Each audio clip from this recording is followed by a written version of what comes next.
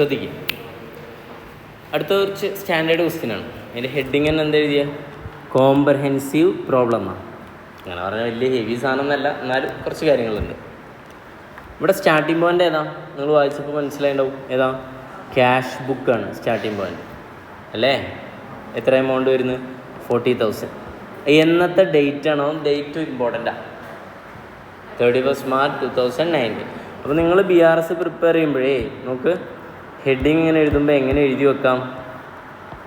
BRS, അപ്പോൾ bank reconciliation statement, BRS as on. അതും കൂടെ ഒരു പെർഫെക്ഷന് വേണ്ടി 31 March 2019 ആണ്. Okay, clear? എന്നിട്ട് ആദ്യം ഏതാണ്? Balance as per cash book. എത്ര എമൗണ്ട്? 40,000 അല്ലേ? ഒന്നും പറഞ്ഞില്ലെങ്കിൽ അത് ഏത് ബാലൻസ് ആയിരിക്കും? ഡെബിറ്റ് ബാലൻസ് ആയിരിക്കും. ഏത് ബാലൻസ്? Debit balance. കൺഫ്യൂഷനൊന്നും വേണ്ട. ഇനി ഞാൻ ആഡും ലെസ്സുകൾ പറഞ്ഞു തന്നാൽ പോരെ? ബാക്കി നിങ്ങൾക്ക് ഈസിയായിട്ട് കണ്ടെത്തിക്കൂടെ? ഓക്കെ, ഫസ്റ്റ് ആയിട്ട് ഏതാ? നമ്പർ 1 അല്ലേ? Cheque and cash amount to എത്രയാണ്? 5,700 വേർ ഡെപ്പോസിറ്റഡ് ഇൻ എന്നാണ്? 26 മാർച്ചിൽ. But credit was given for എത്രയാണ്? 3,700 ഓൺലി. നമ്മൾ എന്താ പ്രതീക്ഷിച്ചത്? 5,700 നമ്മൾ ബാങ്കിൽ കൊണ്ടുപോയിട്ട് എന്ത് ചെയ്തു? ഡെപ്പോസിറ്റ് ചെയ്തു. അത് ക്യാഷും ഉണ്ട്, പിന്നെ ഏതുണ്ട്? ചെക്കുണ്ട്. എന്തോ ആയിക്കോട്ടെ, അത് നമുക്ക് പ്രശ്നമുള്ളതല്ല. ഓക്കെ ആണോ? അപ്പം അതിൽ വേണമെങ്കിൽ ഇങ്ങനെ വിചാരിക്കാം, 5,700 അല്ലേ, അതിൽ ക്യാഷ് ഉണ്ട് പറയുമ്പോൾ ക്യാഷ് എത്ര ആവുമെന്ന് വിചാരിച്ചോളൂ? 2,000. മനസ്സിലായ? ബാക്കി 3,500 എന്താണെന്ന് വിചാരിച്ചോ? ചെക്കാന്ന് വിചാരിച്ചു. ക്ലിയറായ? അങ്ങനെയാണ് 5,700. ഈ 5,700 എങ്ങനെ വന്ന്? ചെക്ക് എത്ര രൂപയുടെയാണ്? 3,700ൻ്റെയും ക്യാഷ് എത്രയാണ്? അങ്ങനെ ചിന്തിക്കണം എന്നൊന്നുമില്ല, പക്ഷെ എന്നാലും ഉണ്ടായിക്കോട്ടെ. ചിന്തകൾ എങ്ങനെയൊക്കെ പറ്റും അതുപോലെയൊക്കെ പോവാം. അപ്പോൾ 5,700 അങ്ങനെ ടോട്ടൽ വന്നു. ഇതിൽ ക്യാഷിൻ്റെ കാര്യം പറയേണ്ട ആവശ്യമില്ലല്ലോ. നിങ്ങൾ ക്യാഷ് ബാങ്കിൽ കൊണ്ടുപോയിട്ട് അപ്പം തന്നെ എന്ത് ചെയ്തോളും? ക്രെഡിറ്റ് ആയിക്കോളും. ഓക്കെ അല്ലേ? ചെക്ക് അങ്ങനെയല്ല. ചെക്കിന് എന്ത് ചെയ്യും? സമയം എടുക്കും. അപ്പോൾ ചെക്ക് ക്രെഡിറ്റ് ആയിട്ടുണ്ട് എന്നാണ് പറയുന്നത്. പക്ഷേ എത്ര രൂപയ്ക്ക് ക്രെഡിറ്റ് കൊടുത്തിട്ടുള്ളൂ? 3,700 കൊടുത്തിട്ടുള്ളൂ. ഓക്കെ, അപ്പോൾ നേരെ തിരിച്ചാക്കണം. തിരിച്ചാക്കണം. ചെക്ക് ഏതാക്കണം? 2,000 ആക്കണം. ഓക്കെ അല്ലേ? ക്യാഷ് ഏതാക്കണം? 3,700. അപ്പോഴും പറ്റൂല. അപ്പോൾ ശരിയാവും. ശരി. ഓക്കെ, ക്യാഷാണ് ഏത്? കറക്റ്റ് കിട്ടുക. അപ്പോൾ 3,700 ക്രെഡിറ്റ് ആയി എന്ന് പറഞ്ഞാൽ അതിൻ്റെ മീനിങ് എന്താ? ക്യാഷ് എന്തായി? ക്രെഡിറ്റ് ആയി. ഓക്കെ അല്ലേ? അപ്പോൾ 2,000ൻ്റെ ചെക്ക് ഇപ്പോഴും എന്ത് ചെയ്തിട്ടില്ല? ക്രെഡിറ്റ് ആയിട്ടില്ല. ഓക്കെ അല്ലേ? അപ്പോൾ നമ്മളിപ്പോൾ ഏതെടുത്താൽ മതി? ഇവിടെ 2,000-ത്തെക്കുറിച്ച് ആലോചിച്ചാൽ പോരെ? നമുക്ക് വേണ്ടത് ഏതാ? ചെക്ക് ഡെപ്പോസിറ്റ് എന്ന് പറയുമ്പോൾ ചെക്ക് എന്ത് ചെയ്യാണ്? ശ്രദ്ധിക്കണേ, ഞാൻ ഇവിടെ എഴുതുന്നുണ്ട്, ശ്രദ്ധിക്കണം, നിങ്ങൾ എഴുതണം കേട്ടത്. ചെക്ക് ആദ്യം എന്ത് ചെയ്യും? റിസീവ് ചെയ്യും. Okay, number 1. ഇനി അടുത്ത പരിപാടി എന്താ? റിസീവ് ചെയ്തിട്ട് ഇപ്പോൾ ചെക്ക് എവിടെ വെച്ചിട്ടുണ്ടാവും? നമ്മുടെ ഡ്രോവറിൽ വെച്ചിട്ടുണ്ടാവും, ടേബിളിൻ്റെ മുകളിൽ വെച്ചിട്ടുണ്ടാവും. ഇനി അത് ആരെ? സ്റ്റാഫിനെ വിളിച്ച് പറയും, നീ കൊണ്ടുപോയിട്ട് ബാങ്കിൽ എന്ത് ചെയ്തോളൂ? ഡെപ്പോസിറ്റ് ചെയ്തോളൂ. അപ്പോൾ അടുത്ത പരിപാടി എന്താണ്? Deposited in to bank. Deposited എന്ന് പറയുന്നതിന് മറ്റൊരു പേര് പറയുന്നതാണ് പെയ്ഡ് എന്നും പറയും. പെയ്ഡ്. കുഴപ്പമില്ലല്ലോ. ചെക്ക് പെയ്ഡ് എന്ന് പറയും. കഴിഞ്ഞിട്ടില്ല. ഇപ്പോൾ ബാങ്കിൽ കൂടുമോ? ബാങ്കിൽ കൂടണമെങ്കിൽ അടുത്തൊരു പരിപാടി ചെയ്യണം. അപ്പോൾ ഇത് രണ്ടും ആരാ ചെയ്യുക? റിസീവ് ചെയ്യുന്നതും ബാങ്കിൽ ഡെപ്പോസിറ്റ് ചെയ്യുന്നതും ആരാണ്? ബൈ ആരാ? ബിസിനസ്സാണ്, അക്കൗണ്ട് ഹോൾഡറാണ്. ഇനി ബാങ്കിലെത്തി, ഇനി ബാങ്കിൻ്റെ കയ്യിലാണ്. ബാങ്കാണ് എന്ത് ചെയ്യേണ്ടത്? അടുത്ത പരിപാടി ചെയ്യേണ്ടത്. എന്ത് ചെയ്യേണ്ടത്? ക്രെഡിറ്റ് ചെയ്യുക. എന്ത് ചെയ്യുക? ക്രെഡിറ്റ് ചെയ്യുക. ക്രെഡിറ്റ് ചെയ്താലേ എവിടെ മെസ്സേജ് വരുള്ളൂ? നമുക്ക് മെസ്സേജ് വരും. ക്രെഡിറ്റ് ചെയ്താലേ എവിടെ കൂടുള്ളൂ? പാസ്ബുക്കിൽ കൂടുള്ളൂ. കണ്ടില്ലേ? അപ്പോൾ ഇതൊക്കെ തരാം. അപ്പോൾ പ്രത്യേകം നോട്ട് ചെയ്യുക. ഏതൊക്കെയാണ്? റിസീവ്ഡ്, പിന്നെ എഴുതി വെച്ചാൽ മതി. അടുത്തതാ? ഡെപ്പോസിറ്റഡ് ഇൻ ടു ബാങ്ക് അല്ലെങ്കിൽ paid in to bank. Last ഏതാണ്? ക്രെഡിറ്റഡ്. ഇതാരാ ചെയ്യുക? ബൈ ആരാ? ബാങ്ക്.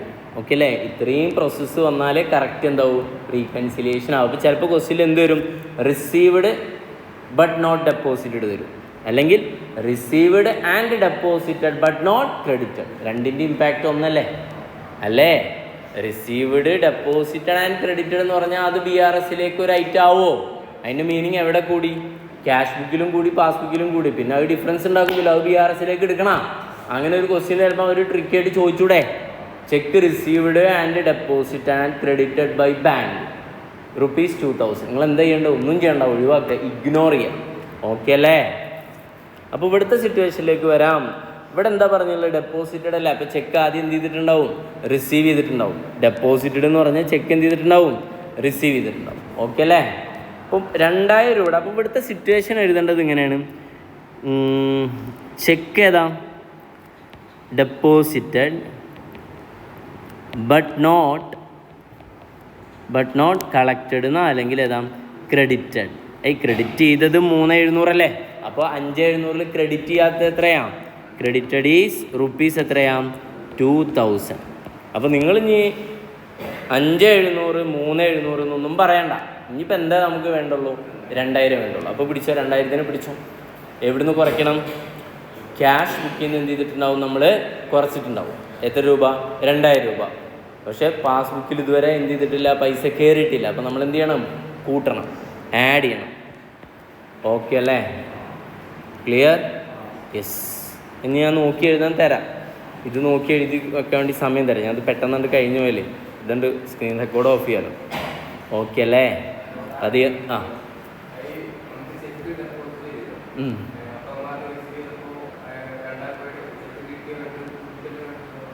കൂട്ടി കാണിച്ചിട്ടുണ്ടാവും ക്യാഷ് ബുക്കിൽ. കുറയ്ക്കണം.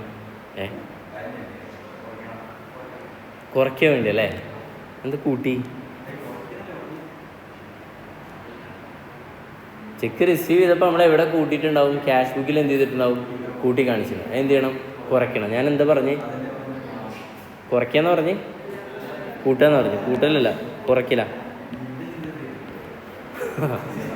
കുറയ്ക്കല. യെസ്, കുറയ്ക്കല മക്കളെ. Point number 2. Check of 5000 drone on this bank. ഇവിടെ ദിസ് ബാങ്ക് എന്ന് ഉദ്ദേശിച്ചാൽ നമ്മുടെ ബാങ്ക്. ഇപ്പോൾ നമ്മൾ പാസ്ബുക്കും ഏതുണ്ട്?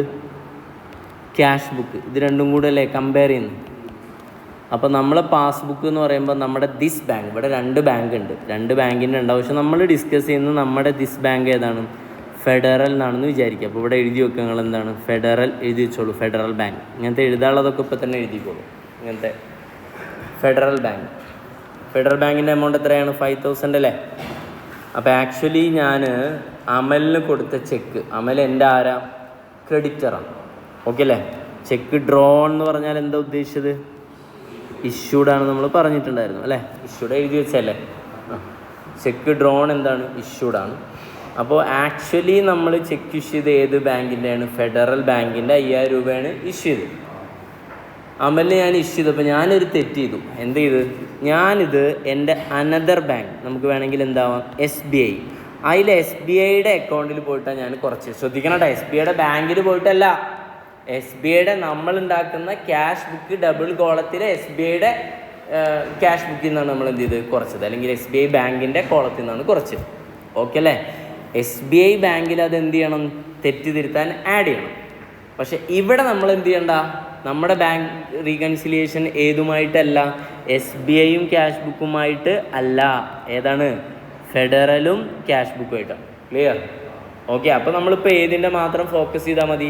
ഫെഡറലിൽ നിന്ന് നമ്മൾ എന്ത് ചെയ്യണമായിരുന്നു? ചെക്ക് ഇഷ്യൂ ചെയ്താൽ എമൗണ്ട് കുറയ്ക്കണമായിരുന്നു. പക്ഷെ നമ്മൾ എന്ത് ചെയ്തില്ല? കുറച്ചില്ല. അപ്പോൾ നമ്മൾ ഇനി എന്ത് ചെയ്യണം? കുറയ്ക്കണം. അപ്പോൾ ഈ എമൗണ്ട് നമ്മൾ എന്താ ചെയ്യേണ്ടത്? കുറയ്ക്കണം. ഓക്കെ അല്ലേ? അടുത്ത പോയിന്റ്, ഇതിൽ തന്നെ മറ്റൊരു അസംഷൻ ഉണ്ട്. എന്താ അറിയോ? 1 മിനിറ്റ്. ഇതിൽ മറ്റൊരു അസംഷൻ ഉണ്ട്. എന്താ? ഫെഡറൽ ബാങ്കിലേക്ക് അമലിന് ഞാൻ കൊടുത്ത 5000 രൂപയുടെ ചെക്കില്ലേ, ആ എമൗണ്ട് ബാങ്കിൽ നിന്ന് കുറച്ചിട്ടുണ്ടോ ഇല്ലേ? ഓക്കെ അല്ലേ? എന്താ അസംഷൻ? ബാങ്കിൽ നിന്ന് കുറച്ചിട്ടില്ലെങ്കിൽ പിന്നെ നമ്മളിവിടെ ഒന്നും ചെയ്യണ്ടല്ലോ. ഓക്കെ അല്ലേ? അപ്പോൾ നമ്മുടെ ഒരു അസംഷൻ ഈസ് ദർ. എന്താണ്? ആ എമൗണ്ട് 5000 രൂപ ഫെഡറൽ ബാങ്കിലെ ചെക്ക് ഞാൻ അമലിന് കൊടുക്കുന്നു, അമൽ ബാങ്കിൽ കൊണ്ടുപോയിട്ട് അത് എന്ത് ചെയ്യുന്നു? കാണിക്കുന്നു. ബാങ്ക് അതിൽ നിന്ന് എന്ത് ചെയ്യുന്നു? കുറയ്ക്കുന്നു, അഥവാ ഡെബിറ്റ് ചെയ്യുന്നു. ബാങ്ക് എന്ത് ചെയ്യുന്നു? നമ്മുടെ പാസ്ബുക്കിൽ നിന്ന് എന്ത് ചെയ്യുന്നു? കുറച്ച് കാണിക്കുന്നു. പക്ഷെ എവിടെ കുറഞ്ഞിട്ടില്ല? ഫെഡറൽ കുറഞ്ഞിട്ടില്ല. ഓക്കെ അല്ലേ? ഇത് SBIയിൽ കുറയ്ക്കുന്നതിന് പകരം ഫെഡറൽ നിന്ന് കുറച്ചാൽ പിന്നെ ഇത് BRSലേക്ക് എടുക്കേണ്ട ആവശ്യമുണ്ടോ? ഇല്ല. നിൻ്റെ ഡൗട്ട് ചോദിക്കും. ഓക്കെ, തോന്നി അതന്നെ ആവുന്നു. ദെൻ മൂന്നാമത്തെ പോയിന്റിലേക്ക് പോവാം. വായിക്കും, നന്നായി വായിക്കും. സിമ്പിൾ സാധനങ്ങളാണ്. ഇടയ്ക്കൊന്ന് രണ്ടെണ്ണം ഹെവി ആവുന്നുള്ളൂ. മൂന്നാമത്തെ പോയിന്റ് എന്താ? ഔട്ട് ഓഫ്, വായിക്കും മക്കളെ, 20,000 paid in to bank. Paid in to bank which means deposit. Another നെയിമാണ് ഇതാ ഡെപ്പോസിറ്റ്. എത്ര എമൗണ്ട് ഡെപ്പോസിറ്റ് ചെയ്ത്? 20,000 അല്ലേ? ഡേറ്റ് ഒക്കെ ശ്രദ്ധിക്കണം. എന്ന് മാർച്ചിൽ. ഓക്കെ അല്ലേ? ക്ലിയർ? ഓക്കെ. അപ്പോൾ എനിക്ക് ബത്തൂൽ എന്ത് ചെയ്തു? ഒരു 20,000 രൂപയുടെ ചെക്ക് വന്നു. ക്ലിയർ? ഞാനത് ബാങ്കിൽ കൊണ്ടുപോയിട്ട് എന്ത് ചെയ്തു? ഡെപ്പോസിറ്റ് ചെയ്തു. പക്ഷേ ബാങ്ക് എമൗണ്ടിങ് ടു 8,000 വേർ കളക്റ്റഡ് എന്നേ കളക്ട് ചെയ്തിട്ടുള്ളൂ 10th April. ഓക്കെ അല്ലേ? അതിന് മീനിങ് എന്താ? ഈ 8,000 രൂപയാണോ നമ്മുടെ വ്യത്യാസം ഉണ്ടാക്കുന്നത്, അതോ 12,000 രൂപയാണോ വ്യത്യാസം ഉണ്ടാക്കുന്നത്? ശ്രദ്ധിച്ച് പറയണേ. നോട്ട് കളക്റ്റഡ് എത്രയുള്ളത്? എക്സ്ക്യൂസ് മീ, 20,000 രൂപയുടെ ചെക്ക് നമുക്ക് എന്ത് ചെയ്തിട്ടുണ്ട്? ബാങ്കിലേക്ക് ഡെപ്പോസിറ്റ് ചെയ്തിട്ടുണ്ട്. Cheque of amounting 8,000 were collected on 10th April. അതിൻ്റെ മീനിങ് എന്താ? ഞാൻ ചോദിക്കുകയാണ് ഇങ്ങനെ. ചെക്ക് ഏതാണ്? ചെക്ക് റിസീവ്ഡ് അല്ലേ? ആൻഡ് ഏതാണ്? ഡിപ്പോസിറ്റഡ് അല്ലേ? But not collected. കളക്ട് ചെയ്യാത്തത് എത്രയാ? 8,000 ആണോ? ശ്രദ്ധിച്ചോ? നല്ല ആലോചിച്ച് നോക്ക്. 8,000 എപ്പോഴാണ് ക്രെഡിറ്റ് ചെയ്തത്, കളക്ട് ചെയ്തത്? 8,000 എപ്പോഴാണ് കളക്ട് ചെയ്തത്? ഡേറ്റ് നോക്കട, ഏപ്രിൽ അല്ലേ? അപ്പോൾ ബാക്കി 12,000 എന്ന് കളക്ട് ചെയ്തിട്ടുണ്ടാവും മുന്നേ തന്നെ. അപ്പോൾ ഇത് എത്ര എമൗണ്ട് വരിക? 8,000. മനസ്സിലാവുമോ? 20,000ൻ്റെ ചെക്ക് കിട്ടുകയും ബാങ്കിൽ കൊണ്ടുപോയിട്ട് ഞാൻ എന്ത് ചെയ്തു? ഡെപ്പോസിറ്റ് ചെയ്തു. ഏപ്രിൽ 10-ന് 8,000 എന്തായിട്ടുള്ളൂ? കളക്ട് ചെയ്തിട്ടുള്ളൂ, അല്ലെങ്കിൽ ക്രെഡിറ്റ് ചെയ്തിട്ടുള്ളൂ. കളക്ട് ചെയ്യുക എന്ന് പറയുമ്പോൾ ക്രെഡിറ്റ് ചെയ്യും. അപ്പോൾ അതിൻ്റെ മീനിങ് എന്താ? 12,000ൻ്റെ എമൗണ്ട് എന്ത് ചെയ്തിട്ടുണ്ടാവും? ഓൾറെഡി ക്രെഡിറ്റ് ആയിട്ടുണ്ടാവും. ഓക്കെ അല്ലേ? അങ്ങനെ തന്നെയല്ലേ പറയണ്ടത്? അത് നമ്മളൊരു അസംഷനാണ്.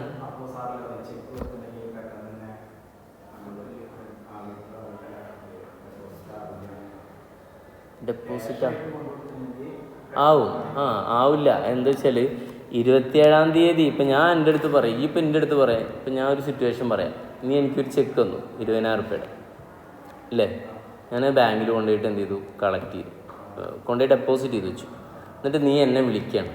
അപ്പം ഞാൻ നിൻ്റെ അടുത്ത് പറയുന്നത് 8,000 രൂപയുടെ സാധനം കളക്റ്റായത് എന്നാണ്? 10 ഏപ്രിലാണ്. അപ്പം അതിൻ്റെ മീനിങ് എന്താ? മാർച്ചിൽ 12,000 എന്ത് ചെയ്തിട്ടുണ്ടാവും? കളക്റ്റ് ആയിട്ടുണ്ടാവും എന്നല്ലേ? അങ്ങനെയല്ലേ ഒരു കോമൺ സെൻസ്. അത്രേ ഉള്ളൂ. അപ്പോൾ കളക്റ്റ് ആയത് ഈ 8,000 കളക്റ്റ് ആയിട്ടുണ്ട്. പക്ഷെ അത് എന്ന് കളക്റ്റ് ആയിട്ടില്ല? 31st. ഞാൻ ഇമ്പോർട്ടൻ്റ് ആണ്. നമ്മൾ ഡേറ്റ് എന്നാണ്? 31st മാർച്ച് അല്ലേ? അപ്പോൾ ഈ 8,000 രൂപ അപ്പോൾ അങ്ങനെ പറഞ്ഞു. ചെക്ക് റിസീവ് ചെയ്തപ്പോൾ തന്നെ നമ്മൾ 8,000 തന്നെ. ഇനി നമ്മൾ എന്ത് ചെയ്യേണ്ട? 20,000 കണക്കാക്കണ്ട. 20,000 12 എന്തുണ്ടാക്കൂല? BRSലേക്ക് ഇമ്പാക്റ്റ് ഉണ്ടാക്കൂല. കാരണം എന്താ? ആ 12 നമ്മൾ ബാങ്കിൽ കൊണ്ടുപോയി ഇടുകയും ഈ മാർച്ച് 31-ന് മുൻപ് തന്നെ അത് ബാങ്ക് ക്രെഡിറ്റ് ചെയ്യുകയും അങ്ങനെ എവിടെ കൂടി? ക്യാഷ് ബുക്കിലും കൂടി, പാസ്ബുക്കിലും കൂടി. It will not make any change in ഏതാണ്? BRS. അപ്പോൾ 8,000-നെ എന്തോ ഉള്ളൂ. അപ്പോൾ 8,000 നമ്മൾ എവിടെ കൂട്ടിയിട്ടുണ്ടാവും? ക്യാഷ് ബുക്കിൽ കൂട്ടിയിട്ടുണ്ടാവും. പക്ഷെ പാസ്ബുക്കിൽ കൂടിയുണ്ട്. പക്ഷെ 31st മാർച്ചിന് എന്ത് ചെയ്തിട്ടില്ല? കൂടിയില്ല. അത് നോട്ട് ചെയ്യണം കേട്ടോ. നിങ്ങൾ ഡേറ്റ് നോക്കണം.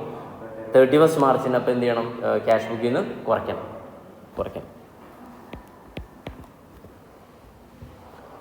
ക്യാഷ് ബുക്കിൽ നിന്ന് എന്ത് ചെയ്തിട്ടുണ്ട്?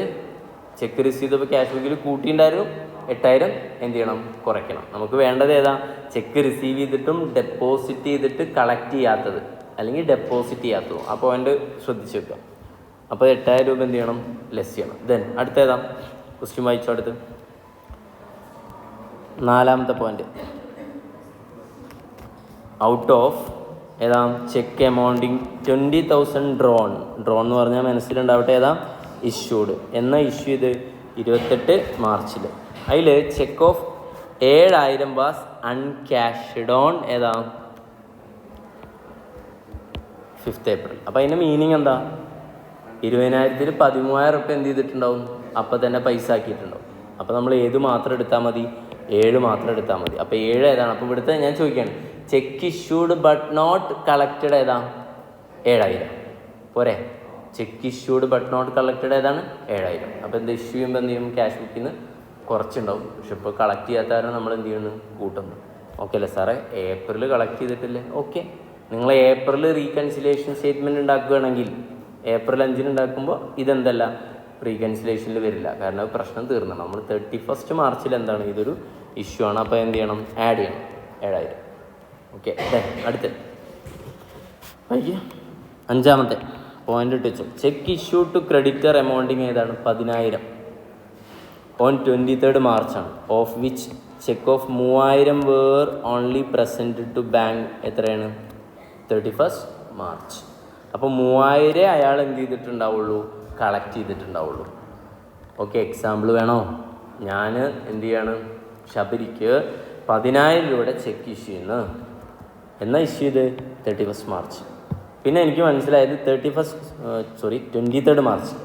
31st മാർച്ചിന് ഞാൻ നോക്കുമ്പോൾ ശബരി 7,000 റുപ്യയുടെ സാധനം ബാങ്കിൽ കൊണ്ടെടുത്തിട്ടുണ്ട്. എന്നിട്ട് പൈസ ആക്കിയിട്ടുണ്ട്. 7,000 റുപ്യയുടെ തെറ്റിപ്പോയി.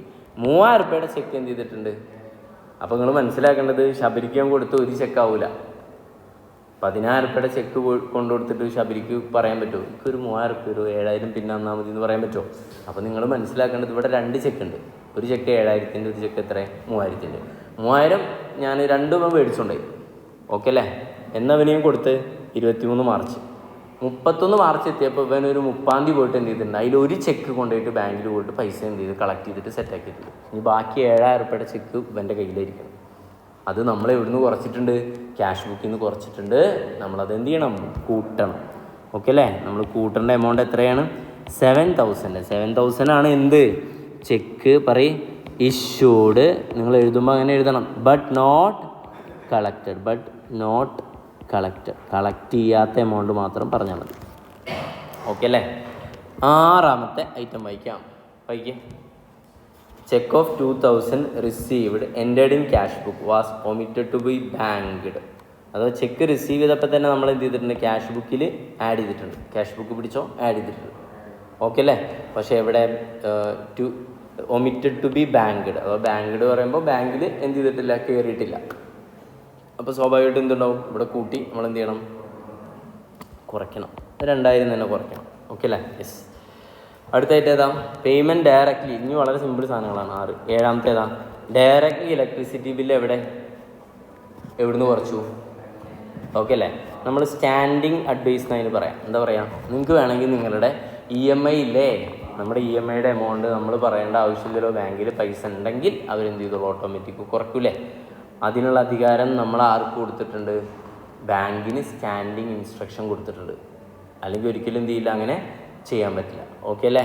യെസ്. അപ്പോൾ എവിടുന്ന് കുറയും? പിടിച്ചോ. ക്യാഷ് ബുക്കിൽ നിന്ന് എന്ത് ചെയ്യും? പാസ്ബുക്കിൽ നിന്ന് കുറയും. നമ്മൾ എവിടുന്ന് കുറയ്ക്കണം? ക്യാഷ് ബുക്കിൽ നിന്ന് കുറയ്ക്കണം. ക്ലിയർ അല്ലേ? ഇതൊന്നും ഇനി എന്ത് ചെയ്യേണ്ട? ഒരു റേഞ്ച് എത്തിക്കഴിഞ്ഞാൽ ഈ കൈ കൊണ്ടുള്ള പണിയൊന്നും വേണ്ട. കോമൺ സെൻസ് അപ്ലൈ ചെയ്യാം. ഓക്കെ അല്ലേ? ഇനി അങ്ങനെയാണെങ്കിൽ അടുത്ത കോമൺ സെൻസ് അപ്ലൈ ചെയ്തിട്ട് ചെയ്തൂടെ? 8ാമത്തെ വായിക്കും. ഡിവിഡൻഡ് 550 രൂപ ഡയറക്റ്റ്ലി ബാങ്കിലേക്ക് കിട്ടി. പക്ഷേ എവിടെ എഴുതിയിട്ടില്ല? ക്യാഷ് ബുക്കിൽ എഴുതിയിട്ടില്ല. അപ്പോൾ എന്തുണ്ടാവുമെന്ന് ആലോചിച്ച് നോക്കുന്നത്? പാസ്ബുക്കിൽ 550 കൂടിയിട്ടുണ്ട്. നമ്മൾ ക്യാഷ് ബുക്കിലും അത് എന്ത് ചെയ്യണം? കൂട്ടണം. പോരെ? ഇതിപ്പോൾ ഇങ്ങനെ പിടിക്കണം. പക്ഷെ ചില സമയത്ത് നമുക്ക് എന്ത് ചെയ്യും? കൺഫ്യൂഷൻ വരും. എന്നുണ്ടെങ്കിൽ ഈ ചിന്ത പറ്റുന്നില്ലെങ്കിൽ നിങ്ങൾ ഈ കൈ കൊണ്ടുള്ള ആക്ടിവിറ്റി ചെയ്തോളൂ. 9ാമത്തെ ബാങ്ക് ചാർജ് 600. ബാങ്ക് ചാർജസ് എന്ന് പറഞ്ഞാൽ അത് എന്താണ്? എക്സ്പെൻസ് ആയിരിക്കും. ബാങ്ക് എന്ത് ചെയ്തിട്ടുണ്ട്? 600 രൂപ കുറച്ചിട്ടുണ്ടാവും. നമ്മൾ എന്ത് ചെയ്യണം? കൂട്ടണം. നമ്മൾ എന്ത് ചെയ്യണം? കുറയ്ക്കണം.